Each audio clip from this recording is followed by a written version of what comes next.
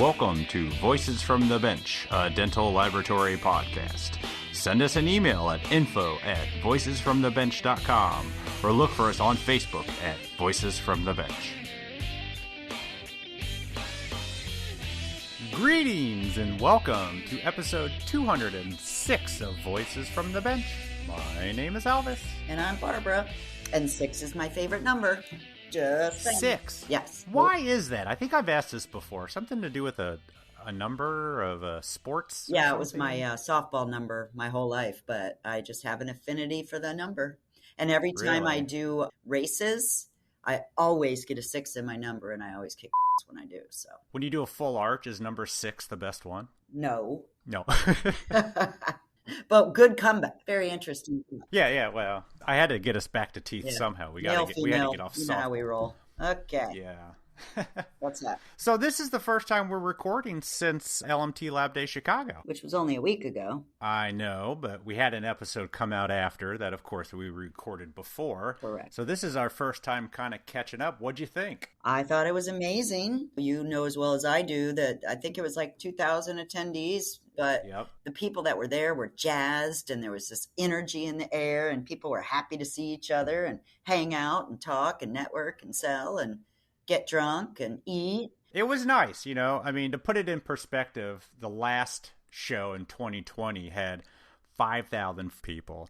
So significantly less amount of people, but more seats at the big bar. Not really.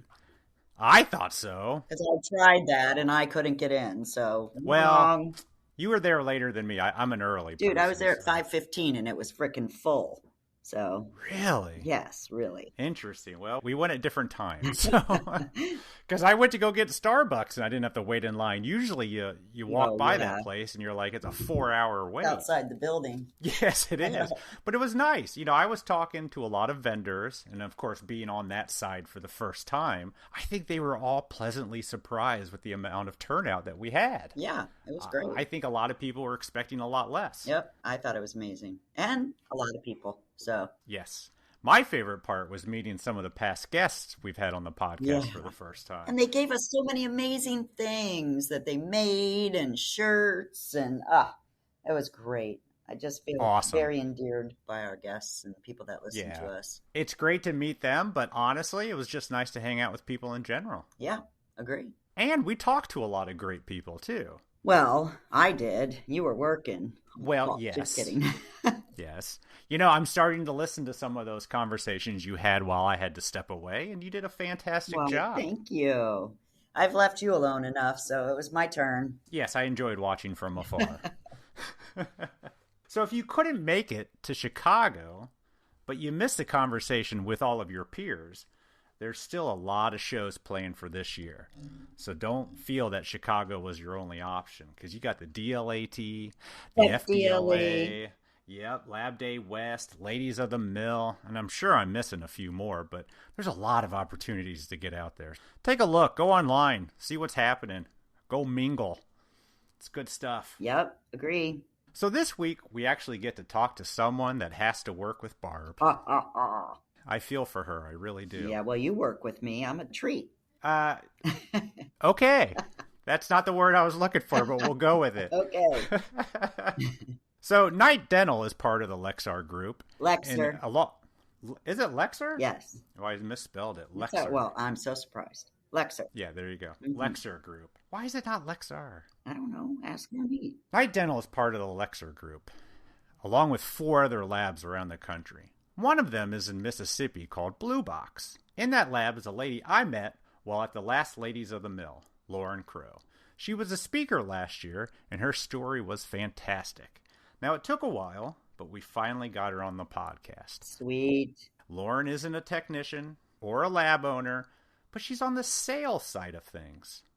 Lauren started on the clinical side and now manages a team of 13 people, not selling lab products, but selling lab services. Well said, Elvis. She corrects me multiple times. Well said. Lauren talks about her past, how she handles different situations when labs sell to offices, selling to DSOs, which is always an interesting conversation, and what passion and hard work can do to promote your lab's products. No, wait, I'm sorry. Your lab's services. So join us as we chat with Lauren Crowe. So let's talk about Wick Mix for a minute. There are 3D print resins for models that do a decent job, and then there is the Whip Mix VeriModel OS. Dr. Michael Scherer, a prosthodontist from Sonora, California, says, and I quote, Whip Mix VeriModel OS is one of the finest model resins that I have ever worked with. It's amazing. The popular resins offer the dental laboratory a high-quality, smooth surface finish, extreme precision, reliable accuracy, and fine detail. They can be used in the 385 and 405 nanometer printers, and they are compatible with the silicone-based separators. VeriModel OS print resins are available in ivory, golden brown, gray, and white colors for any model application. For more information, call 1-800-626-5651 or visit whipmix.com.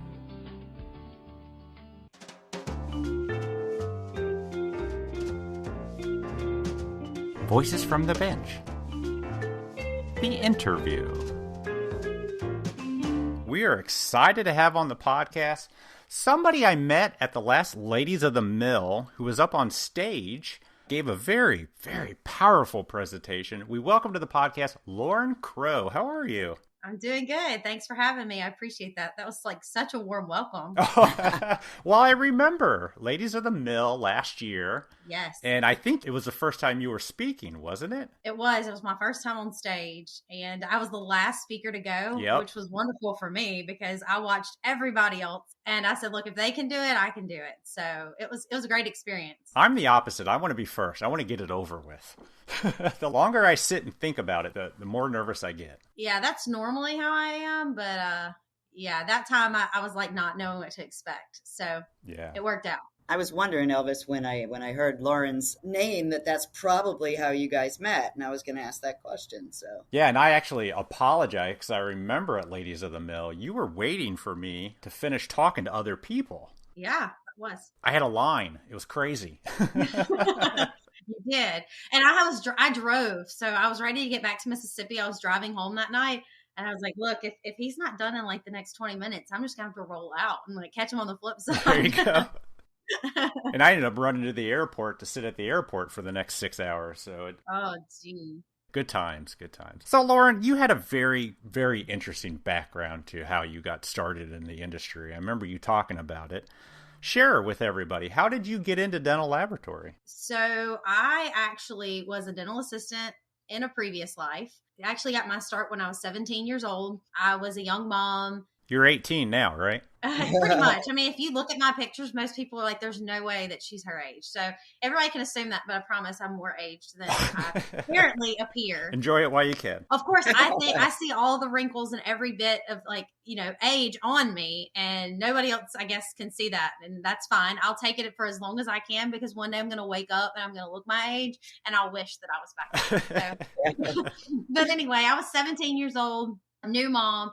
And we had a family friend. I'm from a very small town. She owned a dental practice and just, came to my mom and said, Lauren, like to try, dental assisting. I need a dental assistant. It was brand new practice. So it was really slow getting started. So I trained on the job, had no experience previously. I hadn't even finished high school at that point. It was just like the whole American dream story of just getting started, boots on the ground level, working your way up. And I did pretty much over the next 8 years, everything you could do in a dental office. I did office management. I worked every kind of practice, pediatrics, cosmetic, any part of the office, any type of specialty. I probably had done it during that time.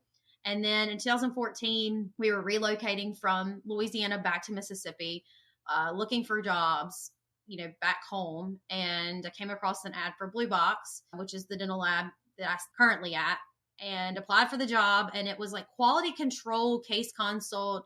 There really wasn't an exact title or job description.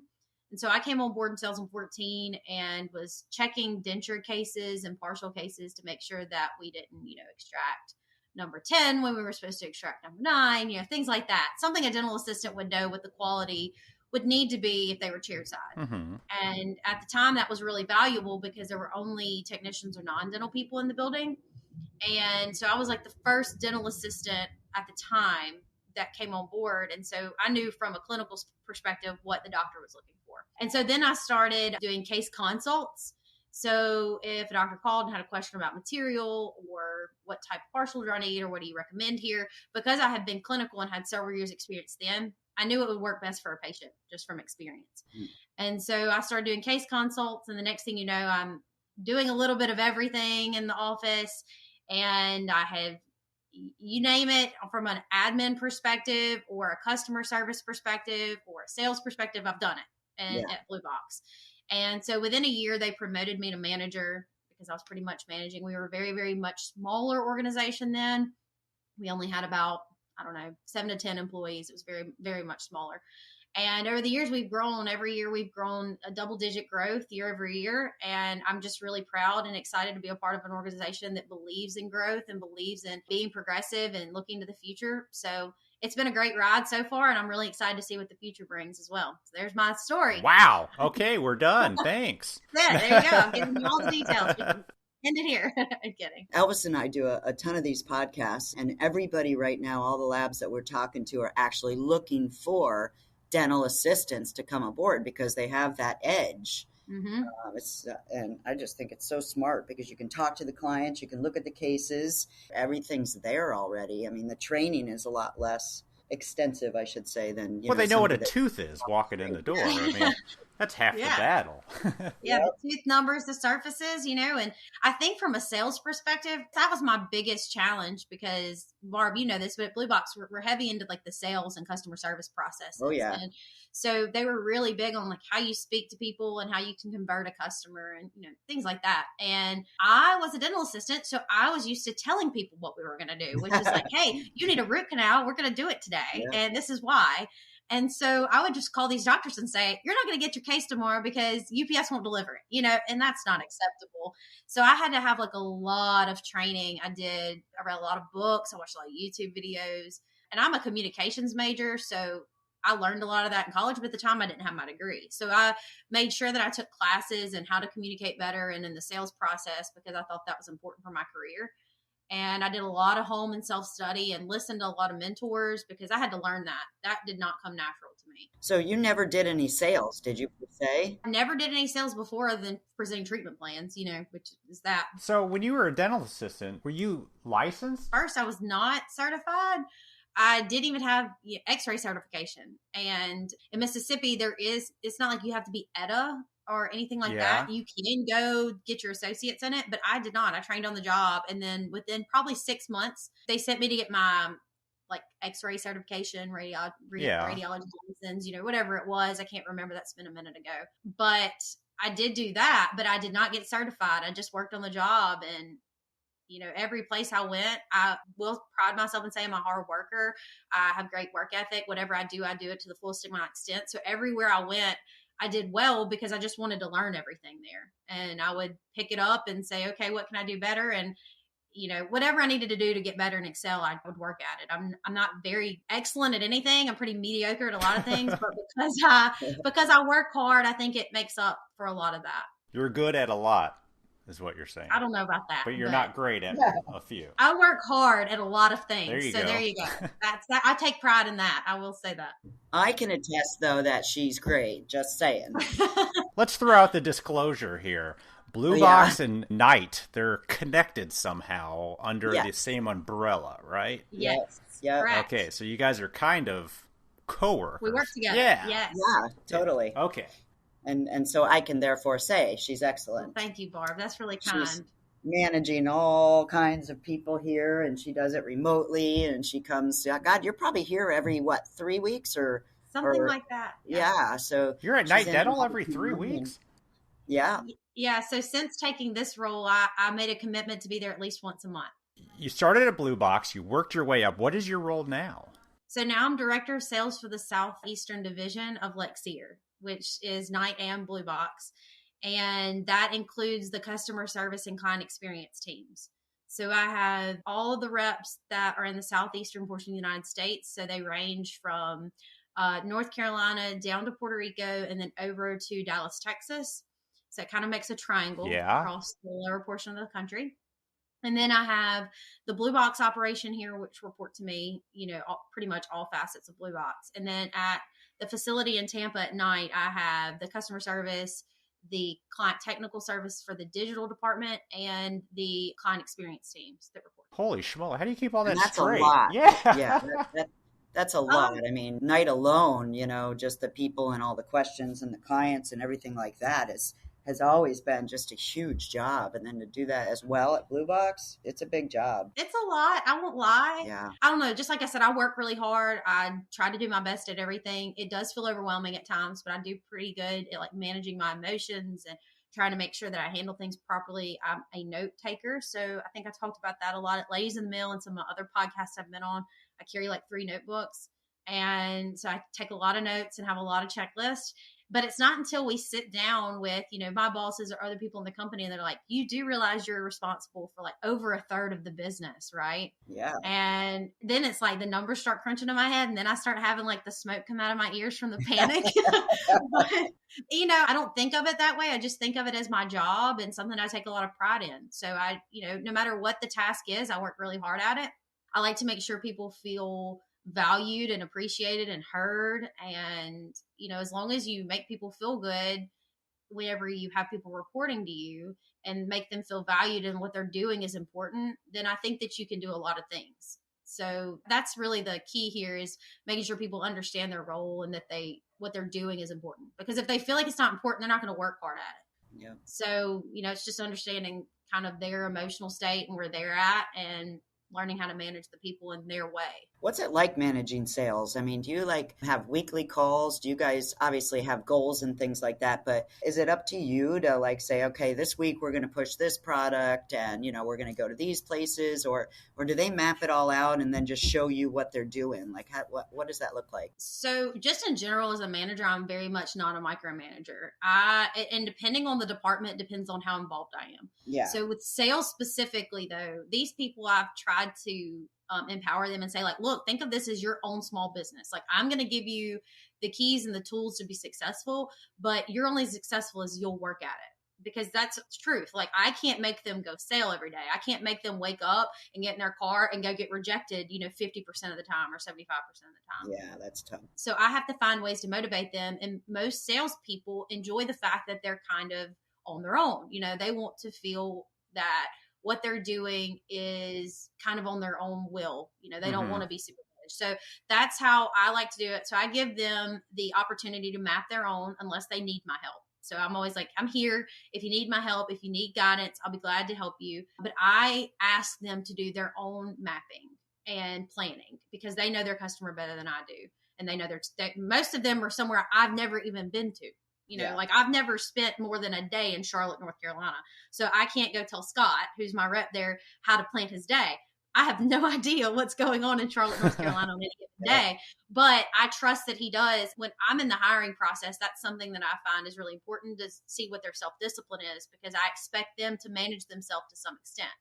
Now, I do help push promotions or products. And so when we have a certain initiative, I will push that. So the way I position it as their manager is to say, this is what's really important, and this is how you're going to make money. Let's push this, because in the grand scheme of things, you're going to make money if this is successful. Heck yeah. So let's go make it as successful as possible. What does that look like for you? What are your challenges that are going to make this not work? And what are the things that are going to make it work? Because there are 13 reps that report into me. Sure. So if what works for one might not work for the other, but it might work for 3 others. So I like to take all their feedback on what's working, what's not, and try to collectively get it together and then give them kind of a plan of action and say, look, this is what we're seeing out in the field. This is what works. This is what doesn't. If you want me to hop on a call and go over that with you, I can. Or if you need me while you're in office, give me a call. And just make sure that they know their resources, so that if they do have a question, they can get somebody really quick. Wow. That's a lot of reps. I had no idea you had 13. Holy Yeah, there's 13. It's a lot. So how did you spend time on the road? I actually did not. So how do you... I have. I don't want to say I haven't. I have, but that has not ever been my primary responsibility. I mean, you haven't been out there and been rejected 14 times in a day? I actually have, okay. but I never did it full time. So I was never just a full-time on the road sales rep. There have been plenty of days where I had targets, or I would travel to an area that we wanted to see if it was going to work as far as a territory. And so I would go into those markets and kind of do a test or pilot in that market. It's not been my primary job, to go out in the field. So I know where you're going with this question. Yeah. How do you manage people when you've not done their job, right? Well, kind of, yeah. Yeah. So to be honest, managing people is the same no matter what role they're in. And if you can understand what their challenges are, you can understand how to be a solution. And so for salespeople, it's really no different. You do have to understand the sales process, and you have to understand how to take care of a customer. But if you can take care of a customer in office, or sitting at a bench, or on the phone, or out in the field, you know how to take care of a customer, no matter what that looks like, right? It's all the same. Yep. It's finding solutions for them. And so being a sales rep really isn't any different. You just have to understand their challenge. And for a rep, their main challenge is getting rejected. Oh, yeah. So it's keeping them motivated, making sure they have the tools they need to be successful, giving them targets that are actually achievable, something that's realistic, and then just staying in contact, making sure that they're comfortable with what they're doing and that they're happy. So if I have a rep that seems like they're not feeling very motivated, or they're struggling with something, I make them do their homework to some extent. What is the challenge and how do we overcome it, and come to me with solutions, and I'm going to make it happen for you. So managing people, whether they're remote or inside, outside doing sales, working at the bench, no matter what they're doing, if you can understand their challenge and you can find a solution for them, managers are just servants. Like, you're just taking care of the people that report to you and making sure they have what they need. It doesn't really matter what the specialty is or what their responsibilities are. If you can understand it, then you can help them. Yeah. I agree. So obviously you're selling lab products to dentists, right? That's your primary target. Services, lab services. Sorry, I get you. To your clients. Yes. There you go. Service provider here. What are some of the classic challenges that you run into? Other than just flat out rejection. Every lab realizes that happens. Well, obviously you have competition that comes in. So it's deeper than just rejection, right? Sure. So maybe it's that this particular office, they want to go digital. That's kind of a big initiative for us right now. Yep. They're wanting to buy a scanner. And so we have several programs that help them do that. We have resources that we can dig into to send them people that can help them decide on what kind of scanner. We have ways to help them pay for it, all kinds of different things. And so that's a big challenge, making sure that the office feels comfortable with what they're purchasing or what they're doing, because that's a big investment. And really, lab services are a big investment. It seems like $100 crown isn't that big of a deal. But whenever it's, a long-standing 10-year patient and one crown goes wrong and they lose the patient, that's the same investment as a scanner. Yeah. And so you just got to take everything kind of in stride and figure out a way to help them. But all the challenges are the same. They're just different. And you got to figure out a way to manage them. So scanners are one, going digital. You've got the different product types. So you also have to understand as a lab where you stand. And so I know at Night and Blue Box that we do a lot of things really well. And what they do at Night really well is they have Barb's excellent CAC that I don't have here at Blue Box. So I have to understand that as a lab and know where I stand. And if I'm going to sell Blue Box, I'm not selling a CAC crown, right? I know I have the resource to sell a CAC crown, but it's not going to come to Blue Box. It's going to go to Barb, right?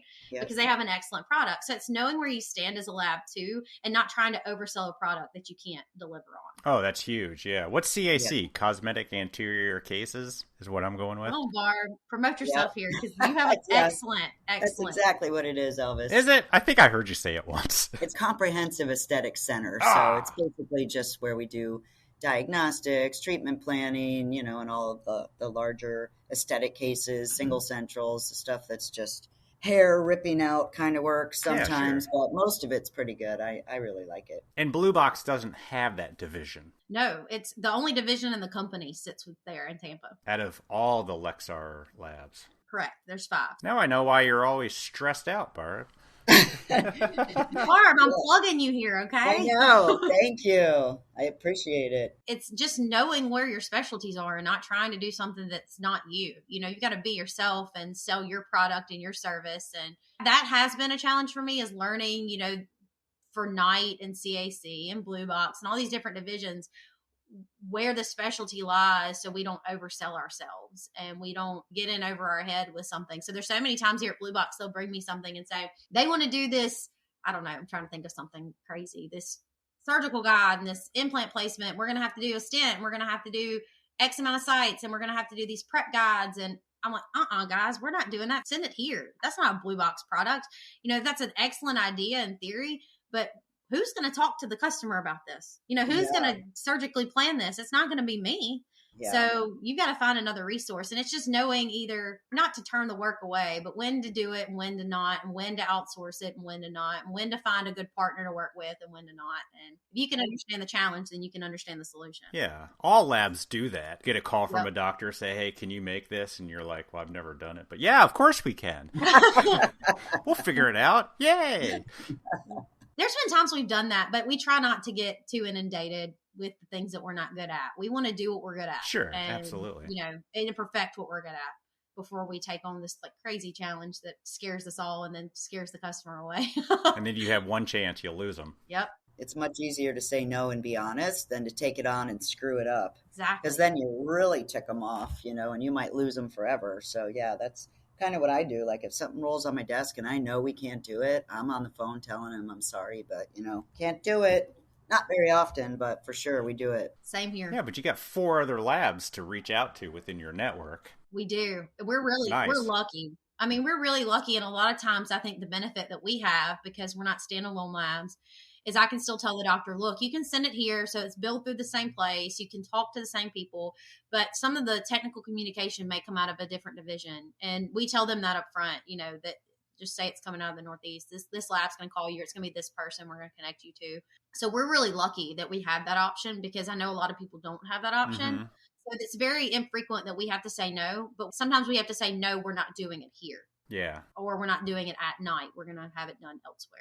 Interesting. So when you hire people for sales, I mean, you're part of that process, right? I mean, you're the one that onboards Correct. them and everything. How many of them come from the bench? None. Really?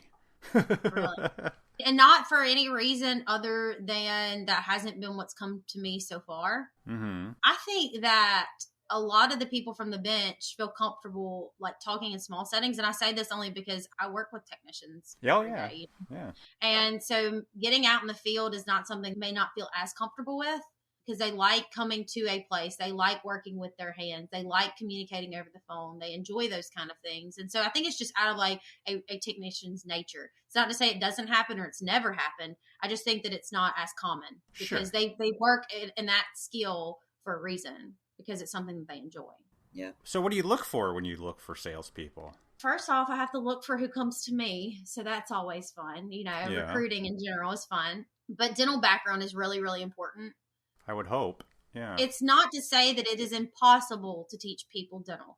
Because I have several great people on my team that came from no dental. My right hand, Leslie, who works here at Blue Box, I could not do my job without her. And she came from mental health and has a degree in English. Like she wanted to teach high school English. You say mental health? Yeah, she came from the mental health background. Well, that's how she fits in with the lab. Especially here at Blue Box. If you met these people, we're all a little kooky, but that's what makes us us. Oh, yeah. I agree. Not saying you, saying us. All of us are. I think you have to be a little mental to work in dentistry. Oh, yeah. Oh, yeah. No doubt. I have a lot of great people that did not come from dental backgrounds that we've trained, but it takes a special person to be able to do that because it is so much to learn. And every day you're learning something new. So if you don't already have the background, it's just very overwhelming. So have to learn teeth numbers and tooth surfaces and product types and indications and contraindications, all, everything that goes along with a dental lab product. And then you have to learn how dentist behavior are different too than a lot of other professions. Mm-hmm. And so you have to understand that dynamic as well. So just teaching all of that is very difficult. It's not to say it's impossible. It's just difficult.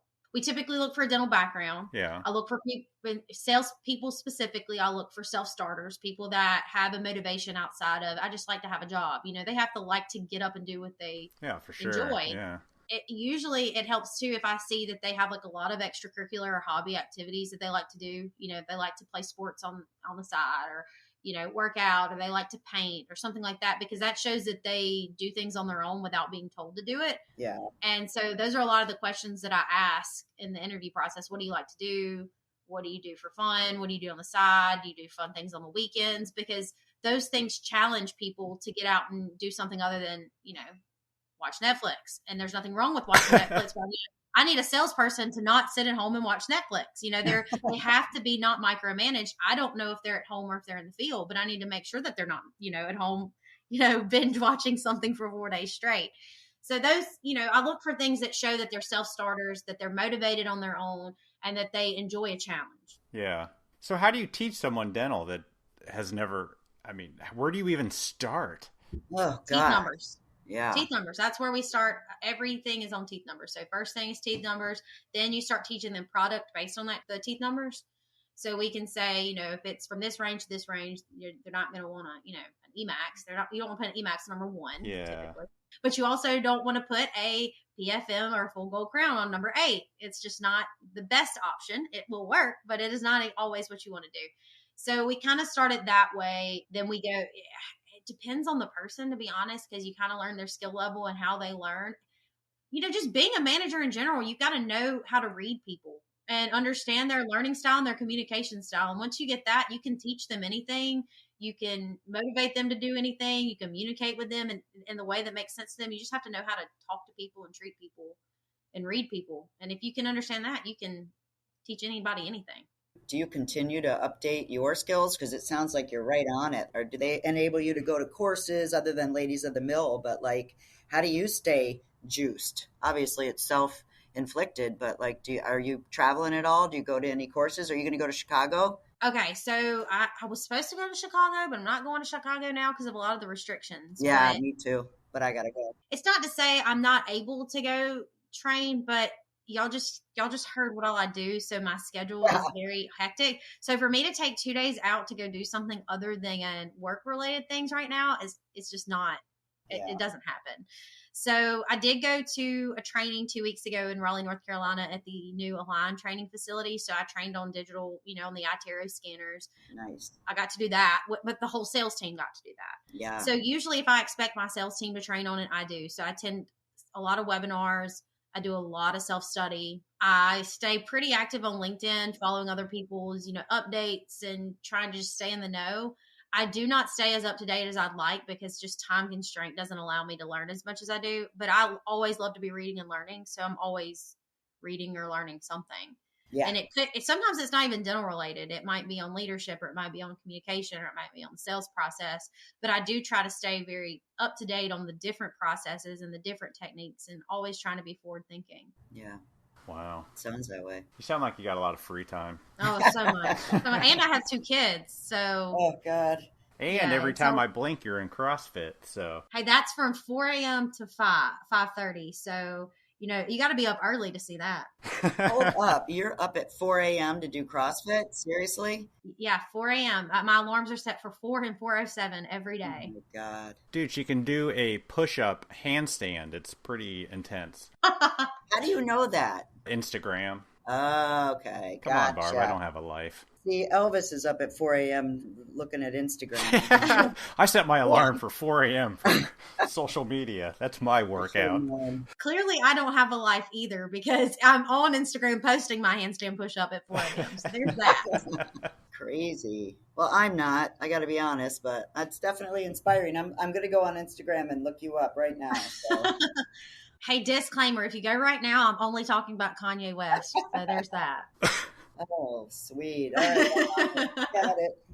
Did you guys watch the Super Bowl halftime last night? Yes. No. That was cool. The older people hated it, but the younger ones are well, I know you're a lot younger than me, but it was great. I loved it. Yep, me too. Sorry, Elvis, I just got to ask a football question. It's all good. What's Blue Box's and Lexar's initiative now? What are you guys pushing?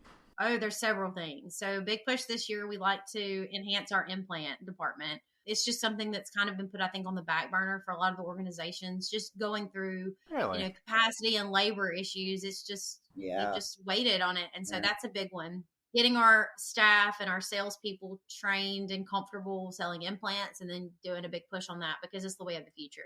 Implants have been for years, and it's just a growing industry, and it's going to continue to grow. And then we're obviously going digital. So finding ways to be a solution provider to our clients and prospects for digital services, whether that be design services or producing a modelless crown or printed dentures. There's so many different things on the digital side. Now that side is very overwhelming, and I have to stay, up to date there, because every day I log on and there's something new on the digital space, something new everybody's doing. It was, I think, several years ago, it was like 30% of offices had scanners, and now it's even more than that. So we have to stay on the cutting edge, because we're going to get left behind if we don't. Yeah. So luckily, we work at a company that sees that and recognizes that, and they give us the opportunities and the solutions for our customers to be able to continue to go forward with digital dentistry in general. So we've got a lot of push on that. And then night guards has been a push for a couple of years now. Night guards, huh? Yeah. Everybody needs a night guard, man. It doesn't matter what kind of teeth you got. I know I do. With all the stress, yeah. So we just got a new CEO. His name's Christian LeBron. I don't know if you know that, Elvis, but yeah, he's been like a whirlwind of information and just coming in and talking about, knocking down walls and putting the implant department on the far end and just growing, and all of these just amazing things that I think he's just a really forward thinker, and we've all been just super psyched to have him. I mean, he talked to me about the night guards as well, going out with every case that we do cosmetically, sending a night guard as like here you go, not charging them, but just so they wear it. Take care of the restorations. Yeah, exactly. Yeah, so we're psyched. We are. We've had Christian on board for a few weeks now. He came and spent a couple of days here in Mississippi, and talking about good management and good leadership, he came and sat down with every single person that works in this building. Yeah. He hasn't got to supervisors yet because we ran out of time. If that tells you how thorough he was with everybody. Yeah. And so he's done an incredible job of making people feel heard and empowered, and that their jobs are safe. Because anytime you have change in leadership, it's scary for people. Yeah. And he's just done an incredible job of making sure people feel comfortable with the transition. He brought in the HR lady, which was amazing. So I've been blown away at his leadership so far, and I think we're going in a great direction. Agree. So awesome. I love it. You should come visit us, Elvis. You should. I would like to. See if you can get Preet in here. Let's give them a plug. I know how you love that. Well, I mean, you're talking about getting an implant initiative. I mean, what better way than Preet? A lot of There you go. Yep. Are you looking to expand your sales force, or is it pretty good where it's at? Or so we will hire.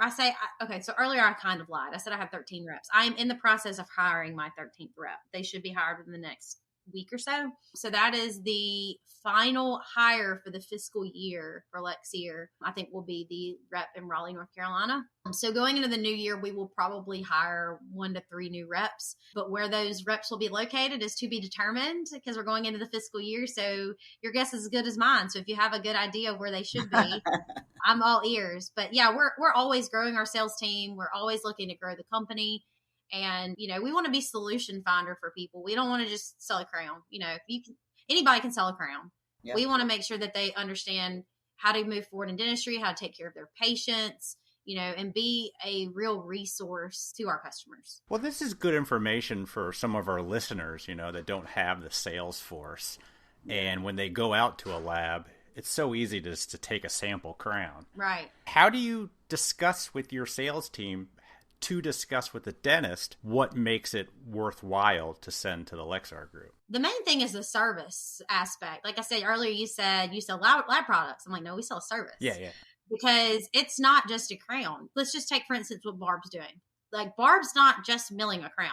Barb's team does very specific stain and glaze. They use a different kind of material.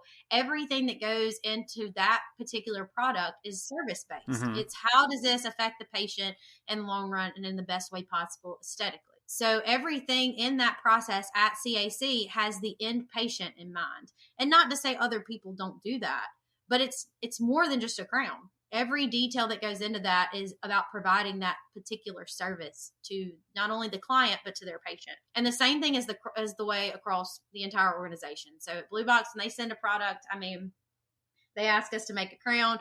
We're looking at the script going, okay, is this the best product for the patient? Is this the best material? Is this the best shade? Could we do this differently? And then if we need to, we make a call out to the doctor and say, hey, you asked for a solid zirconia on number 8. this isn't going to have any translucency. Would you like us to change the material for something, more aesthetic? And then we try to figure out what would be the best product by talking through it with the doctor. So more than just selling a crown, we like to be a true service partner in the process. So that's why we're different, I think. I think we're different because we think of the inpatient and we try to be the solution before the problem even occurs. Yeah. Is it your salesperson that reaches out to have that discussion about material, or do you? Sometimes. Yeah. It depends. So pretty much anybody on my team is trained to be able to do that. So the salesperson, if they're in office, they're going to be doing that. If the doctor asks for a recommendation or they tell them about a specific instance, they'll do it. But if the case comes in and we triage it and we figure out what's going on, then it's somebody internally that calls. And like I said, pretty much anybody on the team can call here. They're all well-versed. Some are better than others on the phone just because that's their skill set. Sure. But anybody can talk the talk here. I mean, you don't have anybody there you wouldn't put on the phone. No, I have a couple of people that aren't originally from the United States, and so they might not feel as comfortable. I think they would do fine on the phone, but they probably won't feel comfortable. We always had a few that we wouldn't put on the phone. Well, at Blue Box, when we hire, that's kind of like a prerequisite. Like, can you talk on the phone? And that's because that's what we would majority of the time we do. We're a customer service organization, so pretty much anybody can talk on the phone for the most part. I might have one or two that just aren't comfortable. Why is it called Blue Box? This is a good story. It's not my story to tell, but I'm going to tell it. Sure. I hope. So Andy Woods is probably going to listen to this. He is my former boss and still continues to be mentor. He's an amazing person. So he started Blue Box back, I think I'm going to butcher this, in 2007. I believe that's right. And for that had been shopping with his wife, and I don't know if y'all are familiar with yellow box shoes. They make like flip-flops. No. I live in the South, so we love our flip-flops. And here there's this shoe called yellow box. They're super popular. Okay. And they are legitimately in a yellow box. And they're just called yellow box shoes. And he said, I like the color blue. And if I ever start a business, I'm going to call it Blue Box because our product will go in a blue box and everybody will recognize it. Huh. And to this day, our boxes are blue. And they come with candy inside because we want it to appeal to the customer. And obviously we want to get crowns. So we put candy in the boxes and people recognize our boxes. For a long time, they had faces of people that worked here on them. So when a rep brought in a box, it might be their face on the box. They could say, look, this is a customer service person. This is Daylin. She's on the box. So we tried to make it very personalized and customized, and people do recognize the name now. But yeah, it's because of yellow box shoes. And they love the candy, Elvis, because I remember when I first met Andy and Lauren, and they told us about that, we started doing that here. And oh my God, when we stopped, there was people crying. They love the candy. Open it up. It's so funny. It is. Yeah. Yeah. On the scripts, they'll write like, we like Skittles. Or where's the chocolate? And because I'm in the South, we don't do chocolate from like March to October. Oh, yeah. because it melts. Yeah. Yeah, it's disgusting. So we don't do it. But all summer long, we get requests like, we like Milky Ways. Bring back the, kisses or whatever. And I'm like, guys, it's going to melt all over your denture. You don't want that. So we get specific requests on scripts for like the type of candy that they want. That's hilarious. That's such an easy, inexpensive little touch. Something that makes them smile. Yep. Yeah. And everything at Lexier is about the experience. The candy's just part of that. Yeah. You said when you started there was 7. How many are in that location now? So actually, when I started, I was one of like 4, I think. Wow. And then when I became manager, there was like 7 to 10. It wasn't many. Now there are, I want to say 27. Wow. In the building. When I joined the company, we were at 1.5 million. And this year we're on trend to do, I believe, 10 or 10 and a half. Damn. With 27 people? That is so fast. Yeah. That's like rise to fame so quickly. It's very, very, very great. So I got a question about, for our listeners, the DSO driven markets. Like, are there any tricks or anything that you can say, if people are out selling to DSOs, like, what are they like, dentists that, like Aspen and Heartland and those guys? Are they any different than the no groups, or do you have to take care of them any different? I know your customer service, but is it all the same, even though the crowns are cheaper? No, it is not the same. Now, obviously, a customer is a customer and you treat them the same no matter what. But what we've seen from dentists that are in DSO groups, and depending on which group they're in, of course, they're less concerned with price. So, when you walk into a retail office, they're looking at your price list. They're concerned with what they're going to pay. They want to know about shipping cost. And they're really concerned with their overhead. They got to make sure they make $1, and which that's what we're all here for. This is a business. Even when we're good at it, it's still a business. And so retail clients are really looking at that and just trying to be conservative of cost. Well, at DSO groups, it's not quite the same because most of those are not paying for their own work. They're paid on production, and then their corporate office pays their lab bill. Or maybe they pay a portion of it. So they're less concerned with the cost. They're more concerned with the quality of the product and chair time. So if it takes up any of their chair time, they're very, very cautious of that because their chair time eats in their production time, which eats into their money. So, it's all about what's easiest, what's quickest, what's going to produce the greatest turnaround, for the patient, the quickest outcome. So they're a little bit more pushy on turnaround times, it seems like. Yeah. And obviously they just want a product that's just going to go in the mouth. Yeah. So there's less of that having to do like the triage where we call and we say, would you like an Emax instead of a solid zirconia on number 8? Because that takes away from their chair time. That means they have to stop what they're doing and come to the phone. And not to say that they don't want to do it, but they're much more concerned with being chairside than they are really wanting to have that long conversation about, the product. So basically you just do what they ask for. Pretty much, yeah. And as quick as possible. Yeah. And make sure it fits perfectly. Exactly. Unless we know that they're one that really wants to be pampered a little bit more, I guess you could say. Like if they want that extra attention, we'll do it. But from a DSO perspective, we have far less of those. Knight does a lot of those DSOs. It's the whole group does them.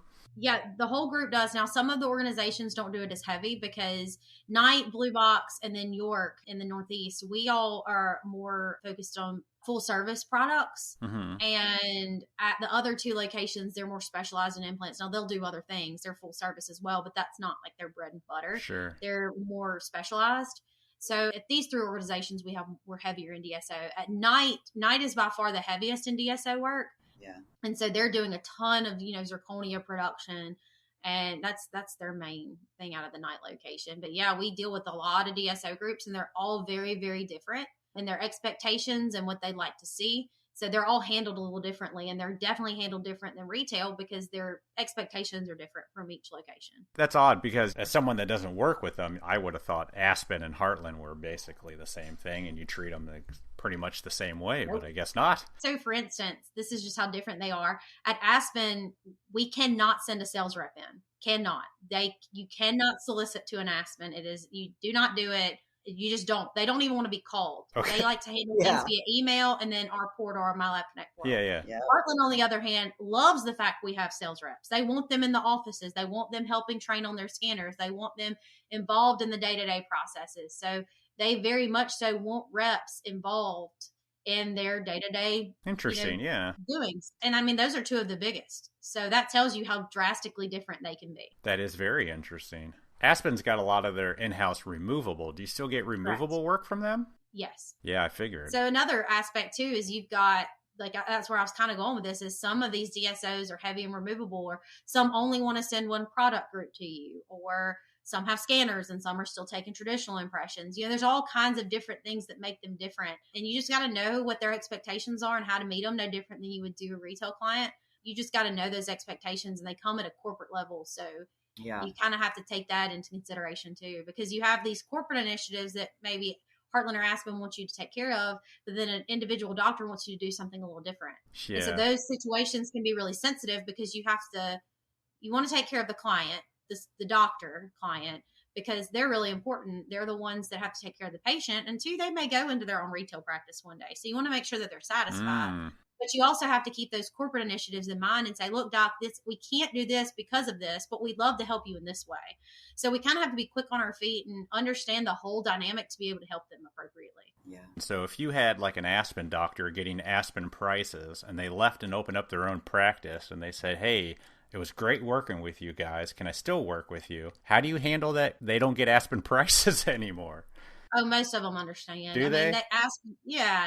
I mean, I have the few that want the same pricing, but they usually don't come from Aspen or Heartland because they understand, like, that's those are thousands of practices, Yeah. right? So it's not, they know that I can't give them the same price on a crown because the volume isn't there. Yeah. But we usually try to work with them on something that makes sense, especially when they're first starting out, and saying, look, we can do this in introductory for this, or look, maybe I can't give you a lower price on a crown, but why don't we help you buy a scanner, which is going to actually get you a quicker turnaround on revenue. So we find other solutions that make sense for that individual office. But like I said, it's no different than anything else. That's what we are, a solutions provider. Yeah. We treat everybody the same when it comes to that. If they need something, we find a way to make it happen. That's awesome. And Elvis, you'd be amazed at some of these contract prices. They're low. It's insane. But they are based on volume. I mean, you do a heck of a lot of units, but you'd have to scratch your head at what they negotiate at. Yeah, it's insane. And it's way over my head on how they come up with it, if it makes sense or not. I'm just like, look, you just tell me where to go and where to sell, and I'll make sure we got the volume. Yep, that's it. So what about cross-selling? A lot of doctors will use a lab for just one thing, like you mentioned. Right. Do you focus on cross-selling? Is that something you try to get your team to do? Yes. So we like to cross-sell when it makes sense. So the only time it doesn't is if I know a customer is like very particular in a certain product area, because the last thing you want to do is cross-sell and then something go wrong with the product and then lose the customer entirely. So where I see the biggest reward is, I know that our crown and bridge is really steady. So if I've got a customer only doing flex partials, I'm like, look, where are you sending your crowns to and why aren't they coming here?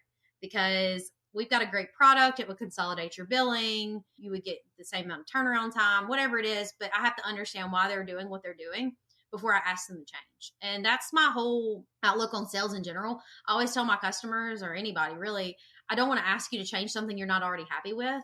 So I want to be a solution. If you've got a problem with something, that's when I want to come in and help you. So we just ask those discovery questions. Are you happy with your current lab? Why did you choose them? What did they do well? What do they not do well? And then if we can fit into those perimeters of what they'd like to have, then, we'll say, well, we've got this product that would fit your needs, or we can do this to help you. And we have a lot of other options that can get them there. Like we have, like I said, a way to pay for their scanner. Well, they have to do a certain amount of volume, and if they're not there yet, or they're only sending one product group, we can say, well, look, what are you not happy with that we can pick up to help you meet that volume? And so a lot of times it's just looking at their situation and figuring out a way that we fit into that picture. Yeah. Wow. Very smart. Great answer.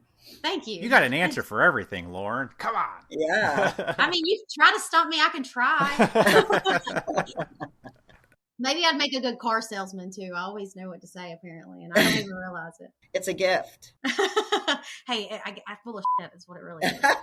You'll have to edit that out, Ellis. No. Oh, no, we love that. Yeah. Well, you got to have at least one small cuss word. Perfect. So what's next for you guys? I should say us guys. So now that everything's evolving and changing, is there going to be like another meeting here at night? And what are you guys thinking? And what? Yeah.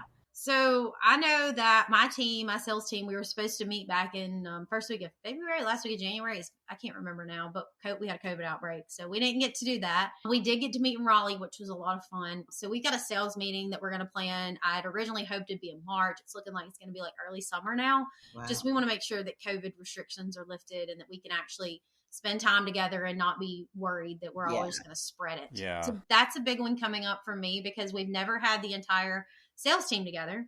So excited for that. Getting all 13 together and putting on like a weekend. I mean, what does that look like? So a lot of my team members are moms or single moms too. And so I try not to take their weekends when I don't have to. Sure. So a lot of times I'll try to do like early week, end of week, 2 to 3 days, something that doesn't take them away from being a parent.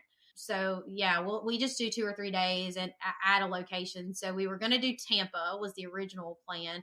But now I think I may bring them to Mississippi and just rent out like a hotel space to do it because it's really hard for me to travel too. Yeah. And I have a lot of my team members here that can help me put it together.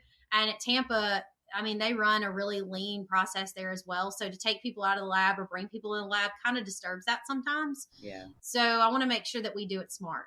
And, make sure that everybody can still continue to do their jobs and I don't create a disruption anywhere at Blue Box or in Tampa. Yeah.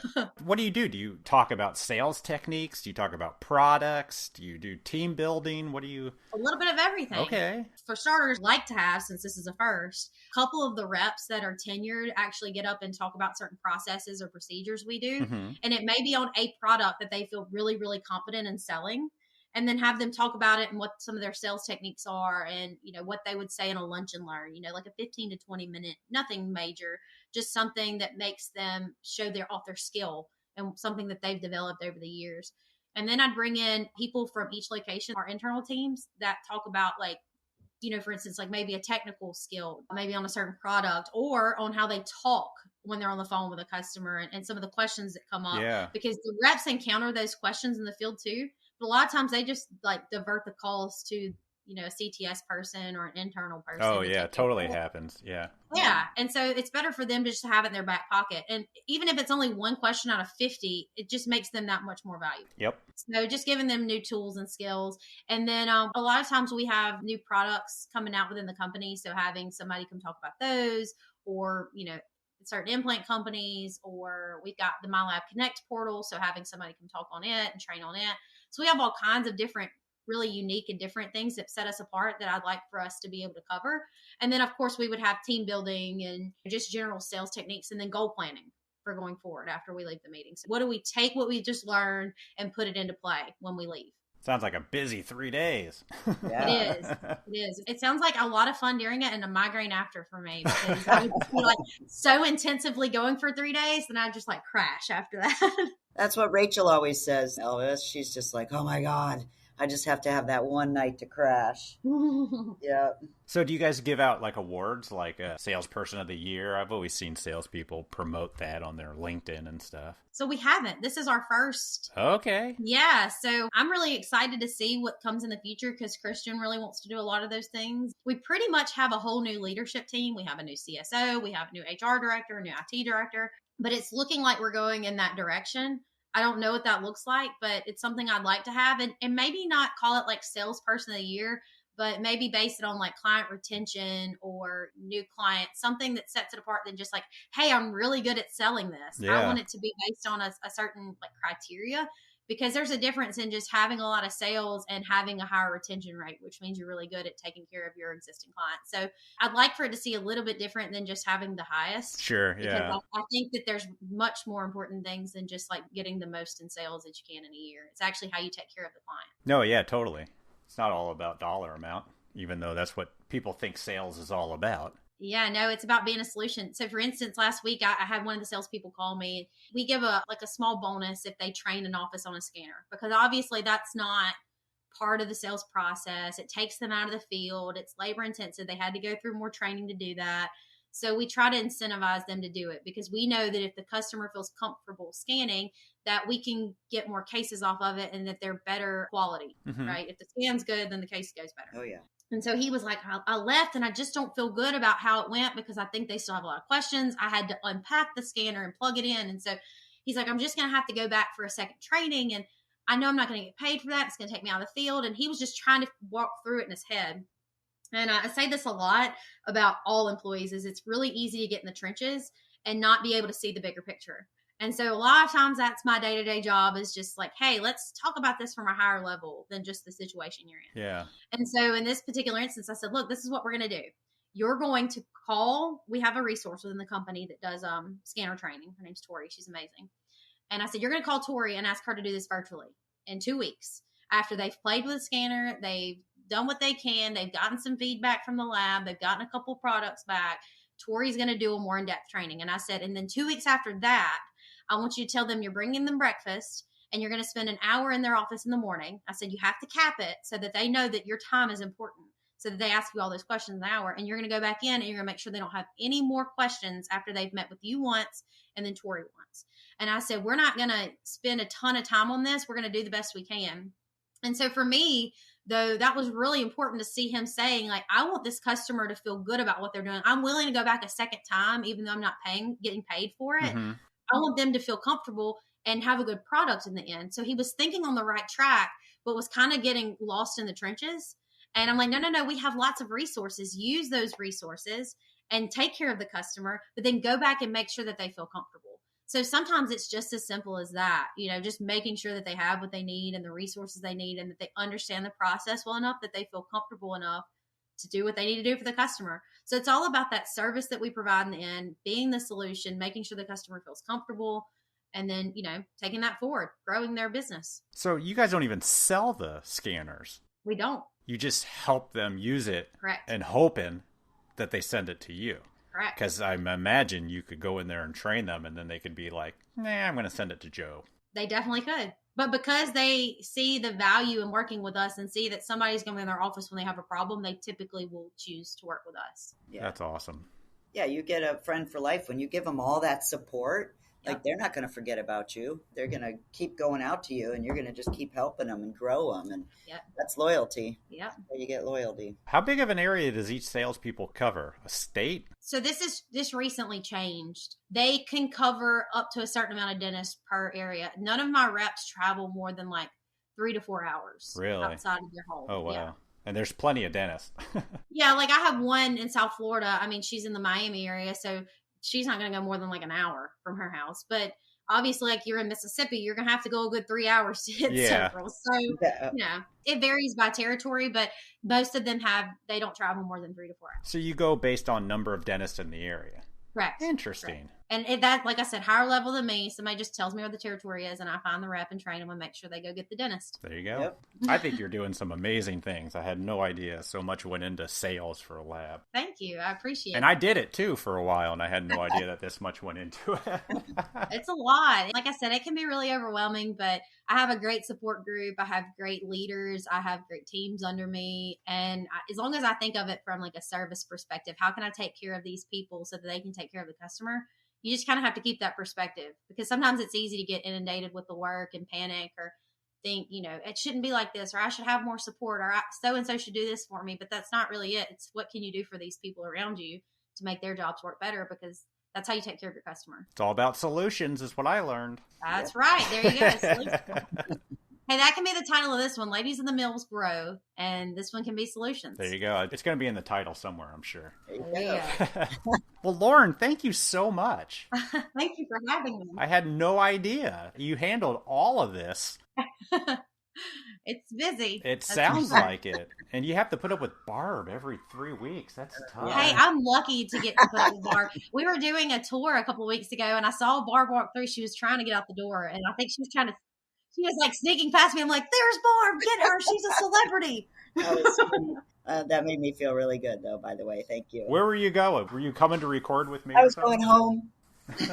No, it was 5-something, and I'm like out of here, and they were giving a tour, but it was really cool. A lot of great people to eat. Awesome. Thank you so much, Lauren. Thank you. Sounds good. Anytime. Y'all let me know if I can help you with anything else. Perfect. We'll talk to you later. Thanks. Bye. Bye.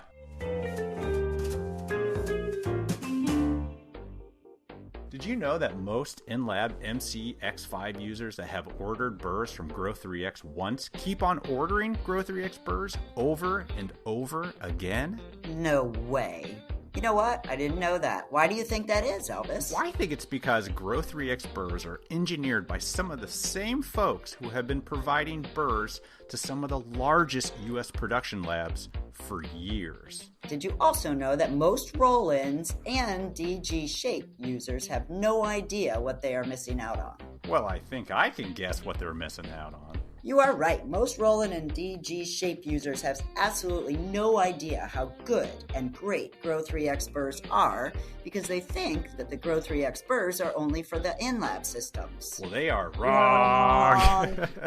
To give Roland and DGShape users the opportunity to find out for themselves how great the BURS are for their machines, Grow3X is now offering a buy 3, get 2 BURS free special. This is exclusively for Voices from the Bench listeners, you guys, so please go support them. So all you simply have to do is go to the Grow3X website. That's grow3x.com, click on BURS, then select Roland and DGShape, add 5 BURS of your choice to your cart, click on checkout. Enter the discount code B3G2. That is B as in boy, the number 3, G as in girl, the number 2, BURS, and check out. That's awesome. You know what? We actually have a code, Elvis. Boom! That was easy, guys. Go for it. Free BURS. Use them, and use them well. And we appreciate your support of the podcast, Grow3X. Thank you. Is your lab in a position to take on new customers? Do you have the capacity to service more doctors? America Smiles has helped hundreds of labs across the country to acquire new dental accounts. They're the biggest name in dental laboratory marketing. Don't waste time mailing and calling hundreds of doctors just to see poor results and hear overwhelming rejection. Let America Smiles do all the heavy lifting for you. For just $195 a month, the America Smiles One Voice program will help you skip to the front of the line. They'll prospect your local or target area, produce your creative marketing, and do all the cold calling to leave you with extremely qualified appointments guaranteed to help you find your ideal clients and grow your business. Visit americasmiles.net One Voice. That's americasmiles.net/one-voice to learn more about how you can increase your lab's bottom line. Use the promo code Voices from the Bench, all one word, during checkout to qualify for a month-to-month agreement, enabling you the freedom to cancel the marketing service anytime. If you'd like to speak to an agent who can answer your questions about a time-tested, completely done-for-you approach to marketing, please give them a call at 708-279-9031. Join America Smiles One Voice today. Getting new dentists to try your lab has never been easier. And we appreciate your support of the podcast, America Smiles. Thank you, Lauren, for coming on our podcast to talk about something that isn't covered very often, but is super important to the growth of any lab. You don't need a team of 13 to be successful at showing your doctors that you are more than just a crown or a denture maker. Providing a way for both you and your accounts to be successful is what Lauren has taught herself to do and is obviously, and I know from my personal experience, excelling at it. So way to go, lady. Yeah, she's got a lot going on. I know. Amazing. It is amazing. All right, everybody. That's all we got for you. And we will talk to you next week. Have a good week. Bye. See ya.